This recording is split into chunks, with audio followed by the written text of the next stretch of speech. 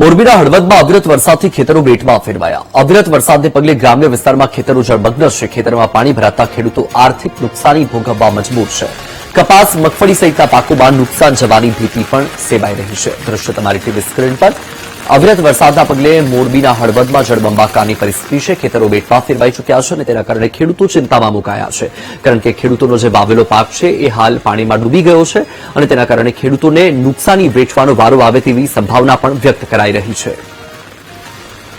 હળવદ શહેરી વિસ્તાર હોય કે ગ્રામ્ય વિસ્તાર, મેઘરાજા સતત મોડી રાતથી મન મૂકીને વરસી રહ્યા છે। હું આપને દ્રશ્ય બતાવીશ કે હાલ જો ખેતરો છે તે જળમગ્ન બન્યા છે। જે રીતે વરસાદ મોડી રાતથી વરસી રહ્યો છે, અત્યાર સુધીમાં 3 ઇંચથી પણ વધુ વરસાદ વરસી ચૂક્યો છે। હળવદ શહેરની વાત હોય, હળવદના ગ્રામ્ય પંથકની વાત હોય, ખેતરો જે છે જળબંબાકાર બન્યા છે। સાથે જ જે કપાસ, મગફળી સહિતનો પાક છે તેમાં પણ નવું જીવન મળ્યું છે, પરંતુ ક્યાંક ને ક્યાંક જે ખેતરો છે તેમાં પાણી ભરાતા ખેડૂતોને જે રાહતનો શ્વાસ લીધો હતો ત્યાં ક્યાંક ને ક્યાંક અત્યારે ખેડૂતોને એવો પણ ડર છે કે ક્યાંક જો આ જ પ્રકારે વરસાદ ચાલુ રહ્યો તો ખેતરમાં છે તે પ્રકારે મગફળી અને કપાસના પાકમાં પણ નુકસાની જવાની ભીતિ પણ છે।